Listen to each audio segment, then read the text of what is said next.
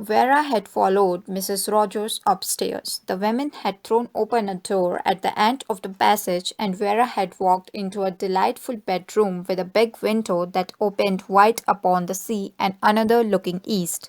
She uttered a quick exclamation of pleasure. Mrs. Rogers was saying, "I hope you have got everything you want, miss."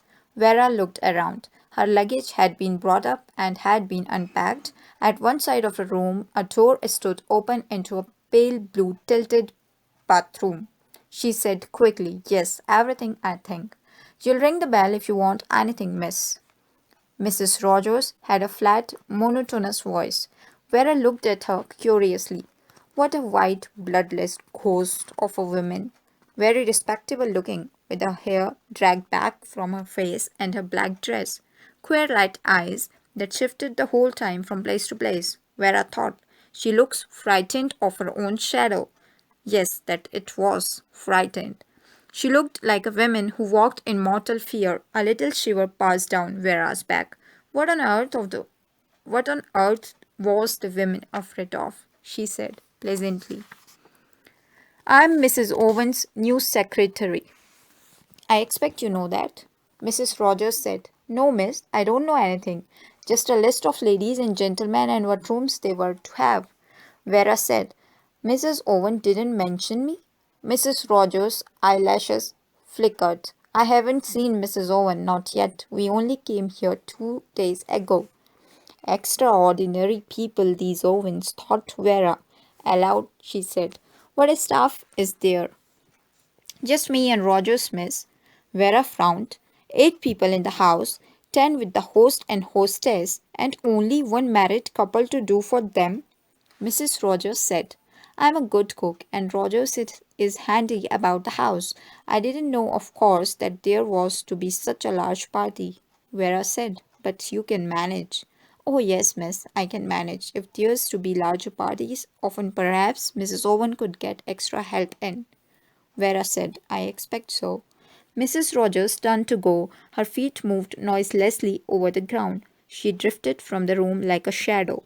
Vera went over to the window and sat down on the window seat. She was faintly disturbed. Everything, somehow, was a little queer. The absence of the Owens, the pale, ghost-like Mrs. Rogers, and the guests. Yes, the guests were queer too. An oddly assorted party. Vera thought, "I wish I'd seen the Owens. I wish I knew what they were like." She got up and walked restlessly about the room. A perfect bedroom, decorated throughout in the modern style. Off-white rugs on the gleaming parquet floor, faintly tinted walls, a long mirror surrounded by lights, a mantelpiece bare of ornaments save for an enormous block of white marble shaped like a bear, a piece of modern sculpture in which was inset a clock. Over it, in a gleaming chromium frame, was a big square of parchment, a poem. She stood in front of the fireplace and read it.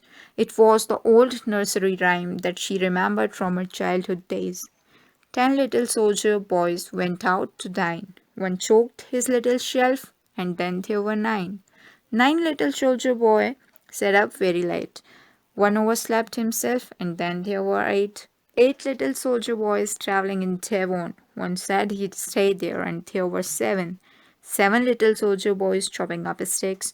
One chopped himself in halves, and then there were 6.